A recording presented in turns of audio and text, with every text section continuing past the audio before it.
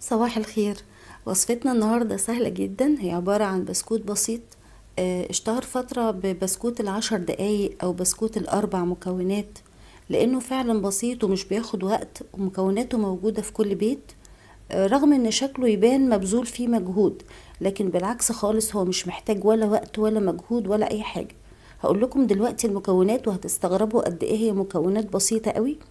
بس قبل ما نبدأ، لو عجبكم الفيديو ياريت تعملوا لايك وسبسكرايب.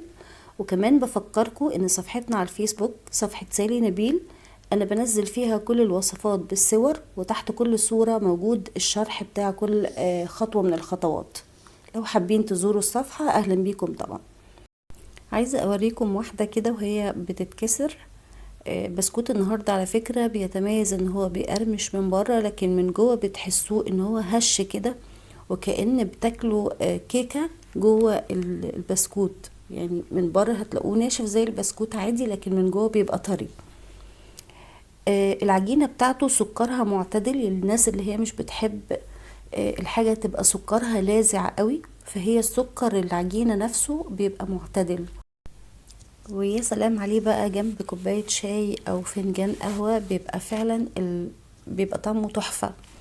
هقول لكم برضو على شوية حاجات واحنا في النص كده بنتكلم، لان كتير مننا بيعرف الوصفة، ولكن في حاجات ممكن ما تظبطش معاكم، وفي ناس تانية بتبقى عايزة تزود نسبة السكر بس مش هينفع نزودها في العجينة نفسها. هقول لكم برضو على البدايل اللي تخليه مسكر زيادة. طبعا هنا انا عندي ال4 مكونات الاساسية: كوباية ونص من الدقيق، نص كوباية زيت، نص كوباية سكر، وبيضاية. بما اني هستخدم بيض يبقى هستخدم فانيليا، وحوالي نص معلقة صغيرة بيكنج باودر. مش هنكتر بيكنج باودر عشان ما ينفش قوي وتبقى شكلها مش لطيف.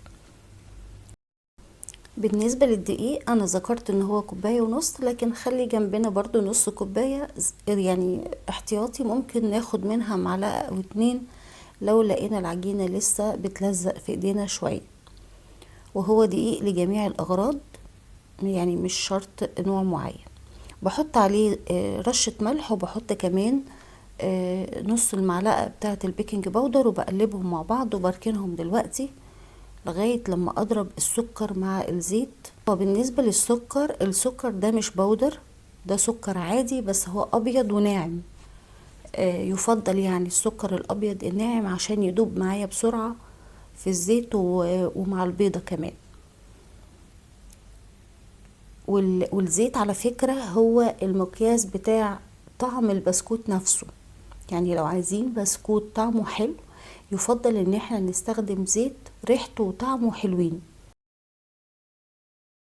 بحط بعد كده البيضة، وبحط الفانيليا وكل المكونات الأربعة مع بعض: السكر والزيت والبيض والفانيليا، واضربهم كويس لغاية لما لونهم يبقى فاتح وقوامهم كريمي. بعد كده بضيف الدقيق، وزي ما قلت لكم انا شايله حوالي نص كوبايه على جنب، لو احتجتها طبعا ده بيختلف من دقيق للتاني هستخدمها. بعد كده هخلطهم مع بعض شويه كده بالمضرب، لكن طبعا المضرب مش هيكمل معايا للاخر، لان العجينه كل ما بتلم كل ما بتتقل على المضرب، ومش بينفع ان احنا نخلط بيه.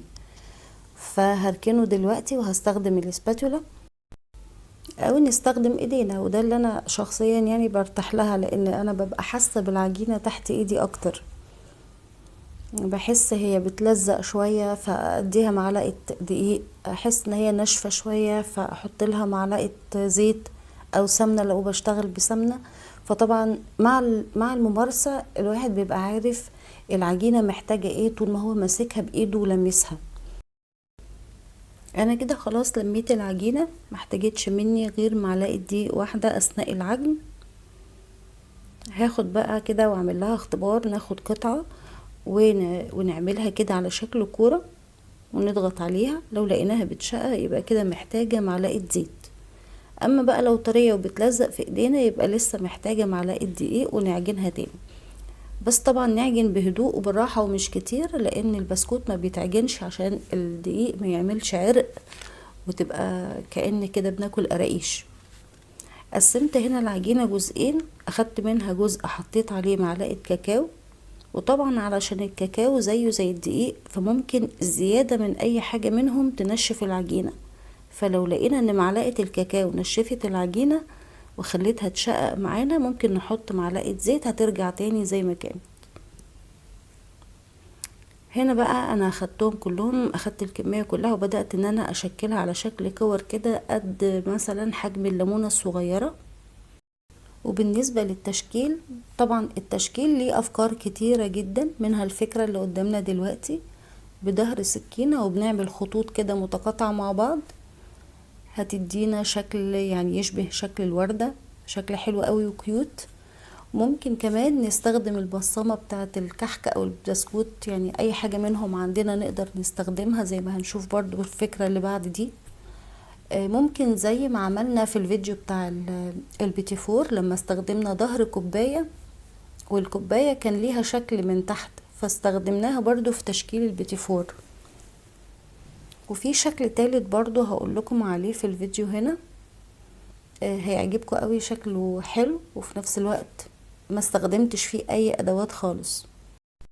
ممكن نستخدم كمان المعلقة، الحتة المدورة بتاعة المعلقة دي ممكن نعمل بيها انصاف دواير كده فوق بعضها على شكل شبكة الواي فاي، نفس العلامة بالظبط. او الشوكة الخطوط بتاعتها بالطول وبالعرض هتعمل برضو شكل حلو جدا. يعني افكار التشكيل في منها كتير جدا.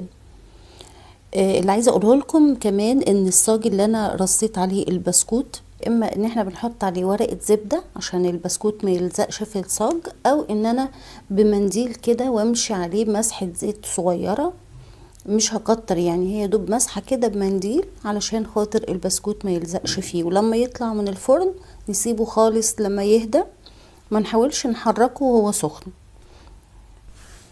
وكنت قلت لكم كمان في اول الفيديو ان عجينة البسكوت النهاردة هي عجينة معتدلة السكر، يعني سكرها حلو معتدل.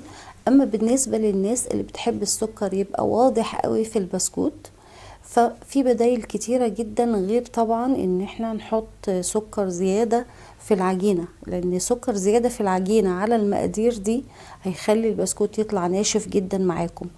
طب ايه البديل؟ البديل بقى ان احنا نلزق كل اتنين مثلا مع بعض بصوص شوكولاتة او بمربى، او مثلا نحط عليه سكر بودر زي ما بنعمل مع الكحك. انا كده خلصت التشكيل، وكمية المكونات اللي انا قلت عليها في الاول عملت حوالي 23 قطعة. تقدروا طبعا انتوا تضاعفوا الكمية زي ما انتوا عايزين.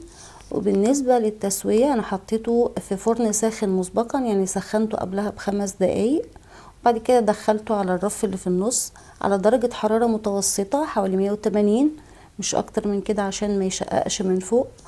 واخد حوالي تلت ساعة او ربع ساعة حسب الفرن بتاعتك، يعني انا اخد ما بين الربع والتلت، يعني 17 دقيقة تقريبا. فاتمنى ان الفيديو بتاع النهاردة يكون عجبكم ان شاء الله، والوصفة تكون عجبتكم. ولو عجبكم الفيديو اعملوا لنا لايك وسبسكرايب. ميرسي جدا لمتابعتكم، واشوفكم على خير في فيديوهات جاية كتير ان شاء الله. باي باي.